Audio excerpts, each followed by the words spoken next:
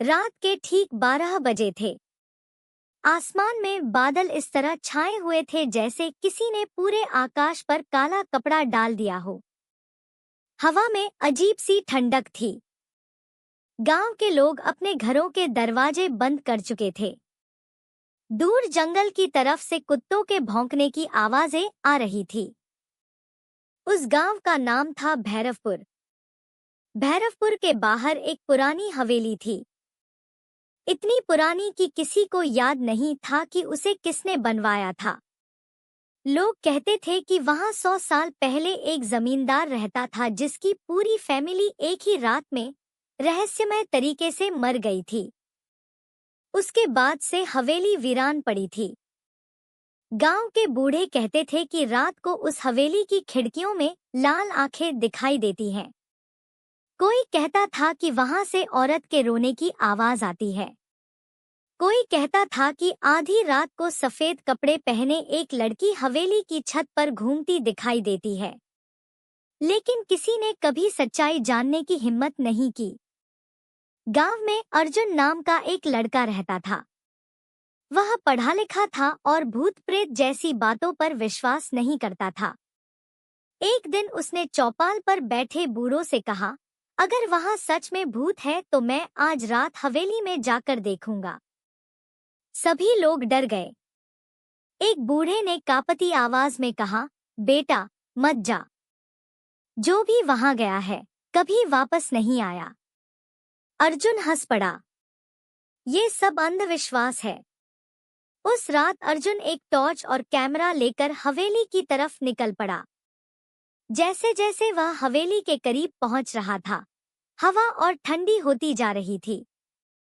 पेड़ों की शाखाएं ऐसे हिल रही थी जैसे कोई अदृश्य शक्ति उन्हें झकझोर रही हो। अचानक उसके पीछे से किसी के कदमों की आवाज आई। टक टक टक। वह पलटा, लेकिन वहां कोई नहीं था। उसने सोचा शायद उसका वहम होगा। वह आगे बढ़ गया। हवेली का विशाल लोहे का दरवाजा जंग से भरा हुआ था। उसने धक्का दिया। कर भयानक आवाज के साथ दरवाजा खुल गया। अंदर चारों तरफ धूल जमी हुई थी। मकड़ी के जाले दीवारों से लटक रहे थे। अचानक उसकी टॉर्च कुछ सेकंड के लिए बुझ गई। अंधेरा, घना अंधेरा। फिर टॉर्च वापस जल उठी, लेकिन इस बार उसके सामने दीवार पर कुछ लिखा हुआ था, लाल रंग से, भाग जाओ। अर्जुन का दिल एक पल के लिए रुक गया। उसे यकीन था कि यह लिखावट पहले वहां नहीं थी। उसने खुद को संभाला, कोई मजाक कर रहा होगा। वह आगे बढ़ा। तभी ऊपर की मंजिल से किसी चीज के गिरने की आवाज आई। धड़ाम। पूरा हवेली का सन्नाटा उस आवाज से कांप उठा। अर्जुन धीरे धीरे सीढ़ियां चढ़ने लगा। हर सीढ़ी पर उसके कदमों की आवाज गूंज रही थी। टक टक टक। जैसे ही वह ऊपर पहुंचा, उसने देखा कि एक लंबा गलियारा उसके सामने फैला हुआ है। गलियारे के अंत में एक दरवाजा आधा खुला हुआ था और उस दरवाजे के पीछे कोई खड़ा था। एक औरत, लंबे बिखरे बाल, सफेद कपड़े, और उसका चेहरा पूरी तरह अंधेरे में छिपा हुआ। अर्जुन का गला सूख गया।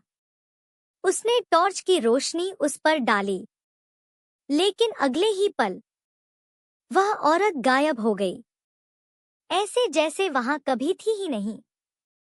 अर्जुन के शरीर में सिहरन दौड़ गई। उसे पहली बार महसूस हुआ कि शायद गांव वाले झूठ नहीं बोल रहे थे। लेकिन असली डर अभी शुरू भी नहीं हुआ था। अर्जुन कुछ पल वहीं खड़ा रहा। उसके हाथ कांप रहे थे, लेकिन जिद अभी भी बाकी थी। उसने खुद को समझाया कि शायद आंखों का धोखा होगा, मगर उसके दिल की धड़कनें बता रही थी कि हवेली में कुछ ऐसा जरूर था जिसे सामान्य नहीं कहा जा सकता। वह धीरे धीरे उस कमरे की तरफ बढ़ा जहां अभी कुछ क्षण पहले सफेद कपड़ों वाली औरत दिखाई दी थी। कमरे का दरवाजा पूरी तरह खोलते ही बदबू का एक तेज झोंका उसके चेहरे से टकराया। ऐसी बदबू जैसे कोई चीज वर्षों से सड़ रही हो। अर्जुन ने टॉर्च घुमाई। कमरा खाली था, लेकिन दीवारों पर नाखूनों से खरोंचने के हजारों निशान बने हुए थे। ऐसा लग रहा था जैसे किसी ने बंद कमरे से निकलने के लिए पूरी ताकत लगा दी हो। अचानक उसकी नजर कमरे के बीचों बीच रखी एक पुरानी कुर्सी पर पड़ी। कुर्सी अपने आप हिल रही थी। आगे, पीछे, आगे, पीछे। कमरे में हवा का नामोनिशान नहीं था। फिर भी कुर्सी लगातार झूल रही थी। अर्जुन के माथे पर पसीना आ गया। तभी उसे अपने कान के पास किसी की फुसफुसाहट सुनाई दी। तुम यहाँ क्यों आए हो? आवाज इतनी पास थी जैसे कोई उसके कान से होंठ लगाकर बोल रहा हो। वह घबराकर पीछे मुड़ा, लेकिन वहां कोई नहीं था। उसकी सांसें तेज हो गई। वह कमरे से बाहर निकलने लगा। तभी दरवाजा अपने आप बंद हो गया। धड़ाम! पूरा कमरा कांप उठा। अर्जुन ने पूरी ताकत से दरवाजा खींचा, लेकिन वह नहीं खुला। अचानक कमरे का तापमान तेजी से गिरने लगा। उसकी सांस से धुआं निकलने लगा। दीवारों पर जमी धूल अपने आप उड़ने लगी। और तभी कमरे के कोने में एक आकृति दिखाई दी। धीरे धीरे, मानो अंधेरे से निकल रही हो। एक लड़की, उम्र लगभग 17-18 साल, सफेद चेहरा, काली आंखें और गर्दन पर गहरे नीले निशान। वह जमीन से कुछ इंच ऊपर हवा में तैर रही थी। अर्जुन की टॉर्च उसके हाथ से छूटकर गिर गई। लड़की धीरे धीरे उसकी तरफ बढ़ने लगी। उसके होंठ हिल रहे थे, लेकिन आवाज नहीं निकल रही थी। फिर अचानक उसकी आंखों से खून बहने लगा और पूरा कमरा उसकी भयानक हंसी से गूंज उठा। हाँ, हाँ, हाँ, हाँ। अर्जुन ने जोर से चीख मारी। उसी समय दरवाजा अपने आप खुल गया। वह जान बचाकर भागा। गलियारे में पहुंचते ही उसे महसूस हुआ कि उसके पीछे कोई दौड़ रहा है। तेज कदमों की आवाज। टक, टक, टक, टक। वह मुड़कर देखने की हिम्मत नहीं जुटा पाया।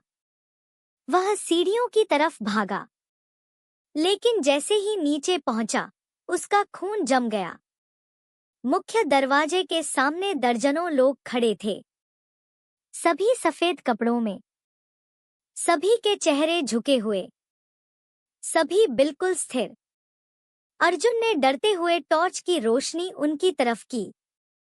धीरे धीरे उन सभी ने अपना सिर ऊपर उठाया। उनकी आंखें नहीं थी, सिर्फ काले खाली गड्ढे। और उन सबके मुंह से एक साथ आवाज निकली, अब तुम नहीं जा सकते। अर्जुन की चीख पूरे हवेली में गूंज गई। अचानक हवेली की सारी खिड़कियां एक साथ खुल गईं। हवा तूफान की तरह अंदर घुसने लगी। दीवारें कांपने लगी। ऊपर से किसी औरत के रोने की दर्दनाक आवाज आने लगी। फिर अर्जुन ने देखा कि सीढ़ियों पर वही लड़की खड़ी थी, लेकिन इस बार वह अकेली नहीं थी। उसके पीछे सैकड़ों साए खड़े थे, कुछ बिना सिर के, कुछ आधे शरीर वाले, कुछ के चेहरे पूरी तरह जले हुए। और वे सभी धीरे धीरे अर्जुन की तरफ बढ़ रहे थे। अर्जुन समझ चुका था कि वह ऐसी जगह फंस चुका है जहां से आज तक कोई जिंदा वापस नहीं गया था। लेकिन उसे नहीं पता था कि इस हवेली का असली रहस्य अभी उससे भी ज्यादा भयानक था। अर्जुन की टांगें कांप रही थी।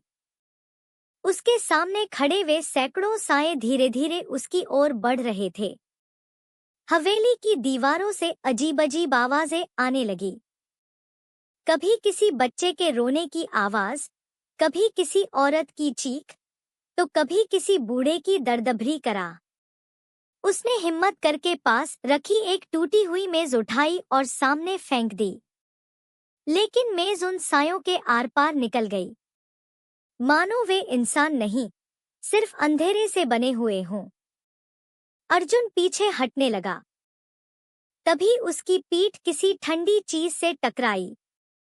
वह पलटा और उसका दिल बैठ गया। उसके पीछे वही सफेद कपड़ों वाली लड़की खड़ी थी, इतनी पास कि उसकी बर्फ जैसी ठंडी सांस अर्जुन के चेहरे पर पड़ रही थी।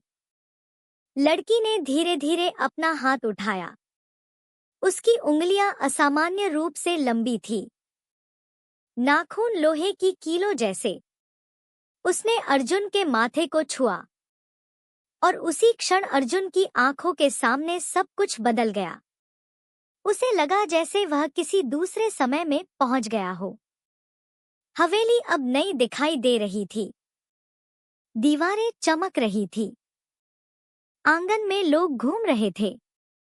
हंसी की आवाजें आ रही थी। अर्जुन समझ गया कि वह अतीत देख रहा है। हवेली का मालिक एक क्रूर जमींदार था जिसका नाम वीर प्रताप सिंह था।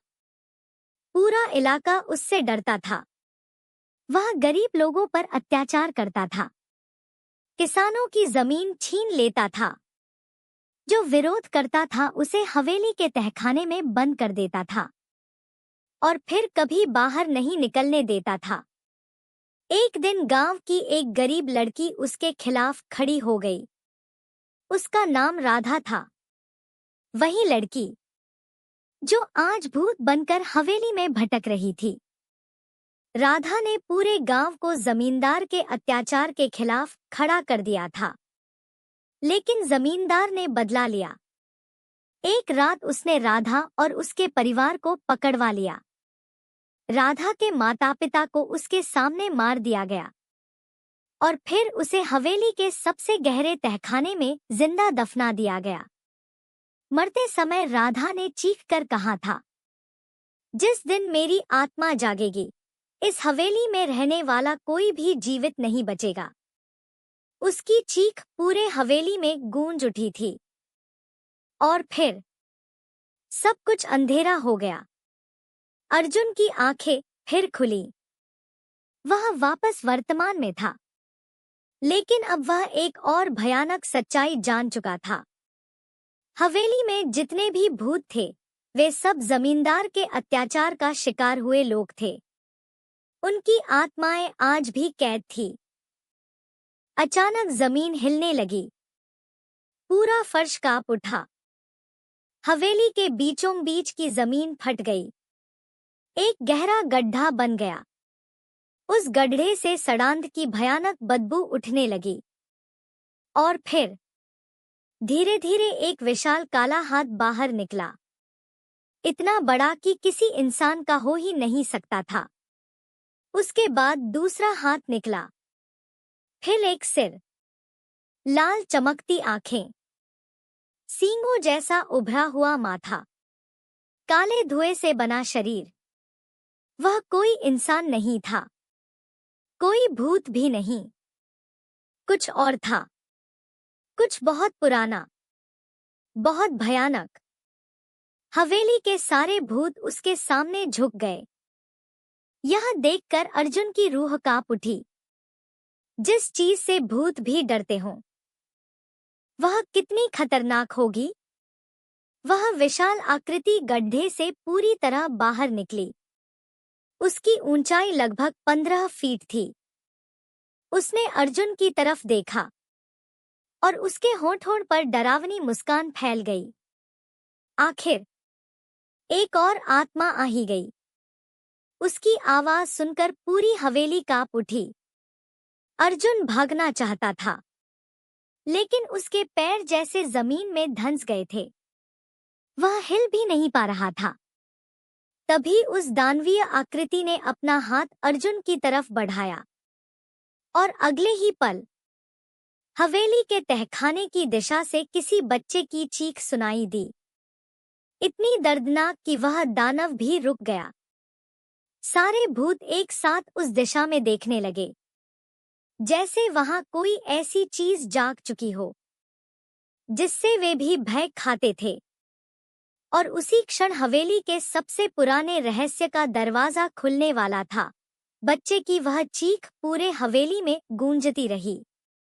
एक बार, फिर दूसरी बार, और फिर तीसरी बार, लेकिन हर बार वह पहले से ज्यादा डरावनी होती जा रही थी। अर्जुन ने देखा कि सामने खड़ा वह विशाल दानव, जिसकी आंखों में अब तक सिर्फ क्रूरता थी, पहली बार बेचैन दिखाई दिया। उसने धीरे धीरे अपना सिर तहखाने की ओर घुमाया। सारे भूत भी पीछे हटने लगे। राधा की आत्मा, जो अब तक शांत खड़ी थी, अचानक घबराई हुई लगने लगी। अर्जुन को कुछ समझ नहीं आ रहा था। जो चीज इस हवेली के भूतों और उस दानव तक को डरा सकती थी, वह आखिर क्या थी? तभी तहखाने की दिशा से छोटे छोटे कदमों की आवाज आने लगी। टक टक टक। लेकिन उन कदमों में कुछ अजीब था। ऐसा लग रहा था जैसे कोई बच्चा नहीं, बल्कि कई बच्चे एक साथ चल रहे हों। आवाज नजदीक आती गई, और फिर हवेली के अंधेरे गलियारे में एक छोटी सी आकृति दिखाई दी। लगभग 8 साल का एक लड़का, फटे हुए कपड़े, नंगे पैर, बिखरे बाल, सिर झुका हुआ। वह धीरे धीरे चलता हुआ अर्जुन के सामने आकर रुक गया। कुछ पल तक पूरा सन्नाटा छाया रहा। फिर लड़के ने अपना सिर ऊपर उठाया। अर्जुन का खून जम गया। उसके चेहरे पर आंखें नहीं थी, सिर्फ काले गहरे गड्ढे, और उन गड्ढों से काला धुआं निकल रहा था। अचानक लड़के के पीछे एक और बच्चा दिखाई दिया। फिर एक और, फिर एक और। कुछ ही क्षणों में पूरा गलियारा बच्चों की आत्माओं से भर गया। सैकड़ों बच्चे, सभी के चेहरे विकृत, सभी की आंखें गायब, सभी के शरीर पर यातना के निशान। अर्जुन के हाथ पैर सुन्न पड़ गए। तभी राधा की आत्मा पहली बार बोली। उसकी आवाज दुख और भय से भरी थी। ये वे बच्चे हैं जिन्हें तहखाने में कैद करके मार दिया गया था। अर्जुन के शरीर में सिहरन दौड़ गई। उसने देखा कि विशाल दानव धीरे धीरे पीछे हट रहा था, मानो वह इन बच्चों से डर रहा हो। फिर अचानक पहले बच्चे ने अपना हाथ आगे बढ़ाया। उसकी उंगली सीधे उस दानव की ओर थी, और उसने एक शब्द कहा, हत्यारा। जैसे ही यह शब्द निकला, बाकी सभी बच्चों ने भी एक साथ दोहराना शुरू कर दिया, हत्यारा, हत्यारा, हत्यारा। पूरी हवेली उनकी आवाजों से गूंज उठी। दीवारें हिलने लगी, छत से धूल गिरने लगी। दानव दर्द से चीख उठा। उसका शरीर फटने लगा। काले धुएं के गुबार चारों तरफ फैलने लगे। अर्जुन को तब एहसास हुआ कि यह कोई साधारण दानव नहीं था। यह उन सभी अत्याचारों, दर्द, नफरत और खून से पैदा हुई एक दुष्ट शक्ति थी जो वर्षों तक इस हवेली में जमा होती रही थी। जितनी ज्यादा मौतें हुई, जितना ज्यादा अन्याय हुआ, वह शक्ति उतनी ही मजबूत होती गई। और अब वे मासूम आत्माएं उसका अंत करने आई थी। अचानक बच्चों की भीड़ आगे बढ़ी। उनके शरीर से तेज सफेद प्रकाश निकलने लगा। वह प्रकाश दानव से टकराया। दानव की चीख इतनी भयानक थी कि अर्जुन के कानों से खून निकलने लगा। नहीं, नहीं, मैं खत्म नहीं हो सकता। लेकिन उसकी आवाज कमजोर पड़ती जा रही थी। कुछ ही पलों में उसका विशाल शरीर हजारों टुकड़ों में टूटने लगा। काला धुआं हवा में घुलने लगा और फिर एक जोरदार धमाके के साथ वह दानवीय शक्ति पूरी तरह समाप्त हो गई। हवेली में पहली बार शांति छा गई। सारे भूत स्थिर खड़े थे। राधा की आंखों में आंसू थे। धीरे धीरे बच्चों की आत्माएं मुस्कुराने लगी। उनके चेहरे सामान्य होने लगे। उनकी आंखें वापस आ गईं। एक एक करके वे प्रकाश में बदलने लगे। राधा ने अर्जुन की ओर देखा। तुमने हमें मुक्ति दिलाई है। अर्जुन कुछ बोल नहीं पाया। राधा मुस्कुराई और अगले ही क्षण उसकी आत्मा भी चमकते हुए प्रकाश में बदल गई। पूरी हवेली सुनहरी रोशनी से भर गई। सालों से कैद आत्माएं आज आजाद हो रही थी। लेकिन तभी हवेली के सबसे गहरे हिस्से से एक धीमी हंसी सुनाई दी। है। अर्जुन का दिल जोर से धड़क उठा, क्योंकि यह आवाज उस दानव की नहीं थी। यह किसी और की थी। किसी ऐसी चीज की जो शायद शुरू से ही इस हवेली की असली मालिक थी और जिसकी मौजूदगी से अब तक कोई अनजान था। अर्जुन का चेहरा सफेद पड़ गया। अभी कुछ ही क्षण पहले उसने सोचा था कि सब खत्म हो गया है। राधा और बाकी आत्माओं को मुक्ति मिल चुकी थी। हवेली में फैला अंधेरा धीरे धीरे कम हो रहा था। लेकिन वह हंसी किसी इंसान की नहीं थी। वह इतनी धीमी थी कि जैसे कोई कान के बिल्कुल पास खड़ा होकर हंस रहा हो, फिर भी उसकी गूंज पूरी हवेली में फैल रही थी। है। अर्जुन ने चारों ओर देखा। कोई नहीं था। लेकिन अचानक हवेली की सारी रोशनियां जैसी चमक रही थी, एक एक करके बुझने लगी। ऊपर का झूमर अंधेरा, गलियारा अंधेरा, कमरे अंधेरे। कुछ ही सेकंड में पूरी हवेली फिर उसी भयावह अंधकार में डूब गई। अर्जुन की टॉर्च भी अपने आप बंद हो गई। अब उसके पास सिर्फ घना अंधेरा था और वह हंसी। अचानक उसके सामने जमीन पर एक पुरानी तस्वीर आकर गिरी। फटाक। अर्जुन झुककर उसे उठाने लगा। तस्वीर पर धूल जमी हुई थी। उसने हाथ से साफ किया और उसका दिल बैठ गया। तस्वीर में जमींदार वीर प्रताप सिंह खड़ा था। उसके साथ उसकी पत्नी थी। उसके बेटे बेटियां थी। लेकिन तस्वीर के सबसे पीछे एक और चेहरा दिखाई दे रहा था। एक बूढ़ी औरत का चेहरा, झुर्रियों से भरा हुआ, लंबे सफेद बाल और आंखें पूरी तरह काली। अर्जुन ने गौर किया। उस बूढ़ी औरत के चेहरे पर वही मुस्कान थी जो अभी कुछ देर पहले उसने सुनी थी। हवेली की दीवारों से अचानक फुसफुसाहटें आने लगी। मत देखो, मत खोजो, वो जाग जाएगी। अर्जुन के हाथ कांपने लगे। तभी तस्वीर के पीछे कुछ लिखा दिखाई दिया, कांपते अक्षरों में। जिस दिन उसकी नींद टूटेगी, मौत भी भाग जाएगी। अर्जुन की सांस अटक गई। उसकी कौन? तभी उसके पीछे किसी के नाखून घसीटने की आवाज आई। खररर, खररर, खररर। जैसे कोई दीवार पर अपने नाखून रगड़ रहा हो। अर्जुन ने धीरे धीरे पीछे मुड़कर देखा और उसकी चीख निकल गई। दीवार पर एक बूढ़ी औरत उल्टी चिपकी हुई थी। हाँ, वह जमीन पर नहीं थी। वह छिपकली की तरह दीवार पर चिपकी हुई थी। उसके सफेद बाल जमीन तक लटक रहे थे।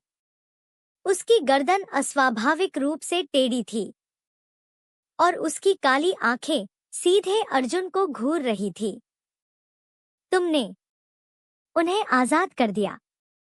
उसकी आवाज कई लोगों की आवाजों का मिश्रण लग रही थी।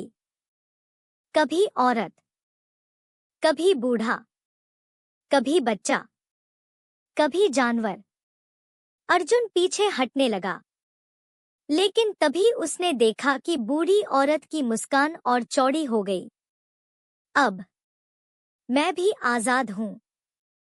अचानक पूरी हवेली हिलने लगी।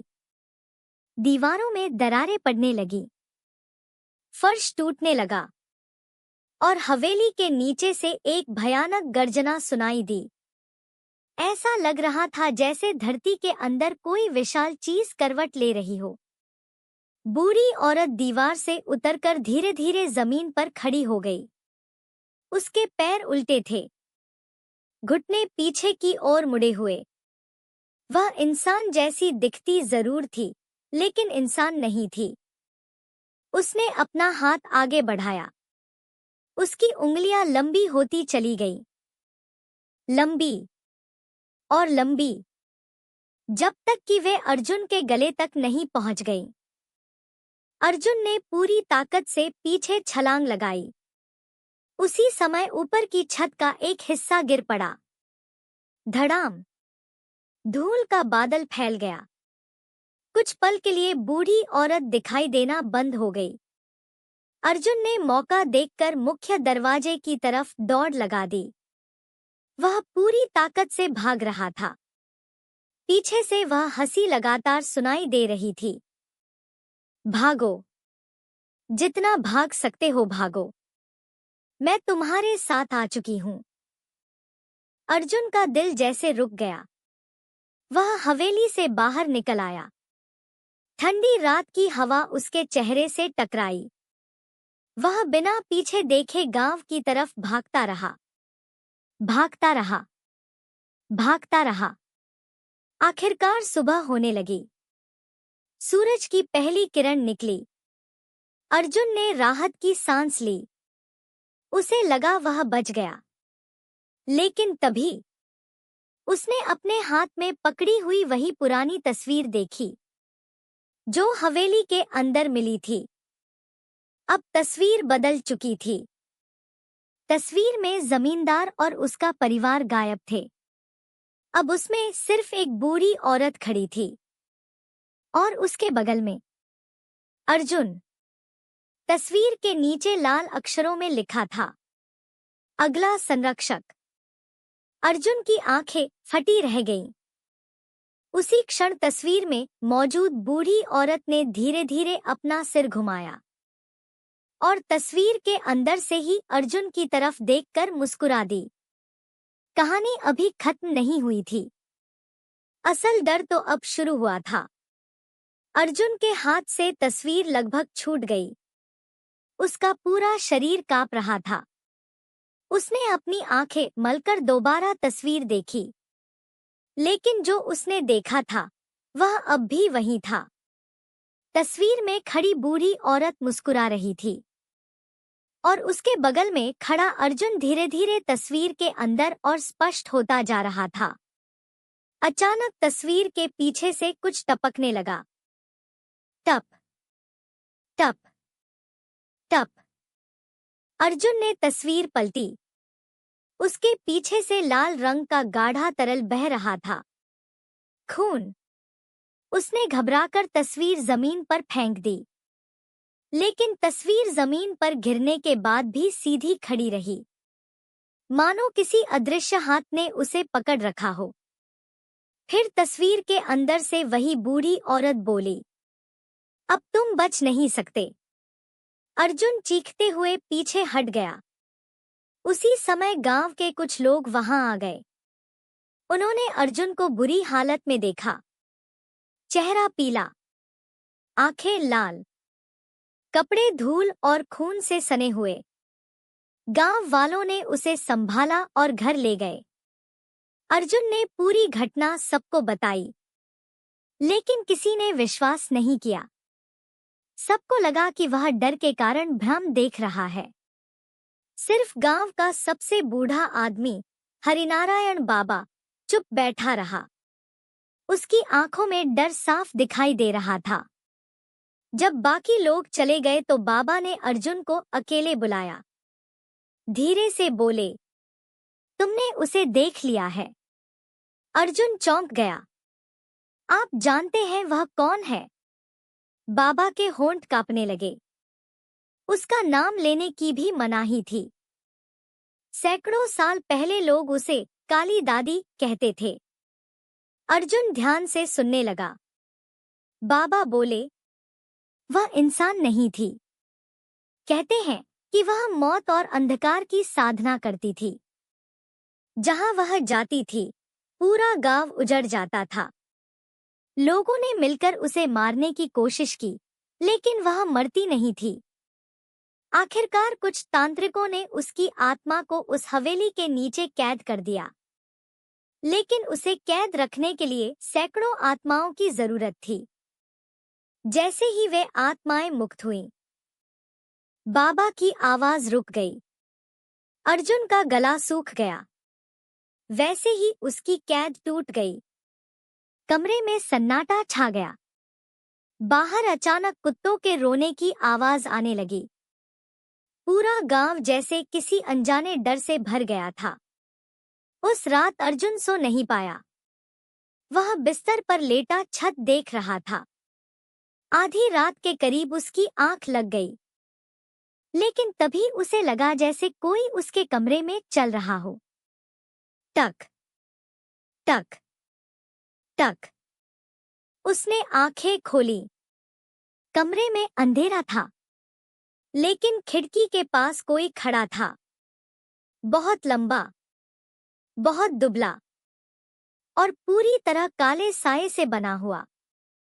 अर्जुन का दिल तेजी से धड़कने लगा। उसने उठकर लाइट जलाने की कोशिश की, लेकिन बिजली नहीं थी। अचानक वह साया गायब हो गया। अर्जुन ने राहत की सांस ली। तभी उसके कान के पास फुसफुसाहट हुई, मैं यहाँ हूँ। उसका खून जम गया, क्योंकि वह आवाज उसके बिल्कुल पीछे से आई थी। वह धीरे धीरे पलटा, और जो उसने देखा उससे उसकी चीख निकल गई। काली दादी उसके पीछे खड़ी थी। उसका चेहरा कुछ इंच की दूरी पर था। काली आंखें, सड़ी हुई त्वचा और होठों पर वही डरावनी मुस्कान। तुमने मुझे जगाया है। अब तुम्हें मेरा काम पूरा करना होगा। अर्जुन कांपती आवाज में बोला। कौन सा काम? काली दादी मुस्कुराई। फिर उसने अपनी लंबी उंगली अर्जुन के माथे पर रख दी और अगले ही क्षण अर्जुन को एक भयानक दृश्य दिखाई दिया। एक जंगल। जंगल के बीच एक प्राचीन मंदिर। मंदिर के नीचे एक और कैद। और उस कैद में कुछ ऐसा बंद था जिससे काली दादी भी डरती थी। दृश्य खत्म हुआ। अर्जुन जमीन पर गिर पड़ा। काली दादी धीरे धीरे धुएं में बदलने लगी। गायब होने से पहले उसने सिर्फ एक बात कही, 7 रातें। तुम्हारे पास सिर्फ 7 रातें हैं। उसके जागने से पहले। और फिर वह गायब हो गई। कमरे में फिर सन्नाटा छा गया।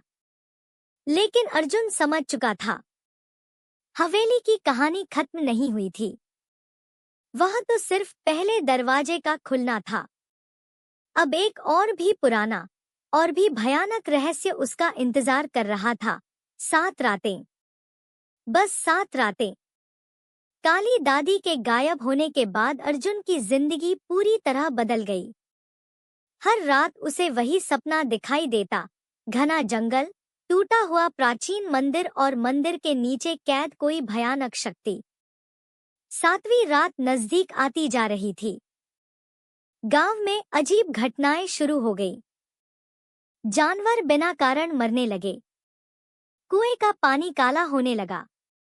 रात को आसमान में लाल रोशनी दिखाई देने लगी। लोग डरकर घरों में बंद रहने लगे। अर्जुन समझ गया कि अब भागने से कुछ नहीं होगा। अगर उसने कुछ नहीं किया तो पूरा गांव खत्म हो जाएगा। सातवीं रात वह हरिनारायण बाबा के साथ उस जंगल की ओर निकल पड़ा जो उसे सपनों में दिखाई देता था। कई घंटों की यात्रा के बाद वे एक पुराने मंदिर तक पहुंचे। मंदिर आधा जमीन में धंसा हुआ था। दीवारों पर अजीब चिन्ह बने हुए थे। मंदिर के बीचों बीच एक विशाल पत्थर रखा था। उस पत्थर पर लिखा था, जिसे संसार भूल गया उसे कभी मत जगाना। जैसे ही अर्जुन ने पत्थर को छुआ, धरती कांप उठी।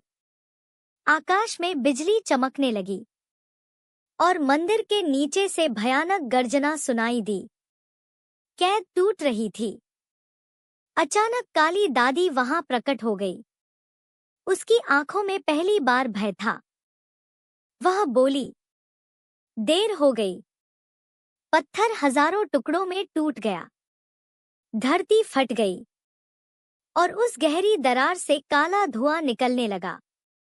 लेकिन धुएं के बीच जो आकृति उभरी, उसे देखकर काली दादी तक पीछे हट गई। वह कोई भूत नहीं था, कोई दानव नहीं था। वह अंधकार का ऐसा प्राचीन रूप था जिसे शब्दों में बयान नहीं किया जा सकता। सदियों पहले ऋषियों ने उसे कैद किया था, क्योंकि वह जहां जाता था वहां जीवन समाप्त हो जाता था। उसकी आंखें खुली। पूरा जंगल सूखने लगा। पेड़ों के पत्ते झड़ गए। पक्षी आकाश से गिरने लगे। अर्जुन समझ गया कि अगर यह शक्ति पूरी तरह जाग गई तो दुनिया का विनाश हो सकता है। उसी समय हरिनारायण बाबा ने उसे एक पुराना मंत्र दिया। बाबा बोले, इसे बंद करने का एक ही तरीका है। किसी एक आत्मा को स्वेच्छा से इसकी कैद का हिस्सा बनना होगा। अर्जुन समझ गया इसका क्या मतलब है। अगर वह यह करेगा तो वापस कभी नहीं लौट पाएगा। उसकी जिंदगी खत्म हो जाएगी।